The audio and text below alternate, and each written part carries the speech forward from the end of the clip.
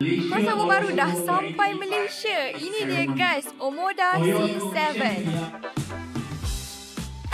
Omoda C7 ni dah pun launch di Wuhu dan sekarang dah di-preview di Malaysia Auto Show 2025. Design C7 kali ni memang sleek dengan X-shape yang sangat membantu pengaliran aerodinamik dengan lebih baik. Sekarang ni kan diorang tengah push teknologi super hybrid system yang katanya dengan satu cas penuh dan juga satu tangki penuh petrol boleh jalan sejauh 1,300 km. Yang ini ialah varian petrol dengan enjin 1.6 liter turbo engine menghasilkan 197 horsepower dan 290 Nm torque. Siap dengan 7-speed dual clutch. Untuk bahagian interior dia, kami tak dapat nak masuk ke dalam tapi boleh nampak sama macam versi di China.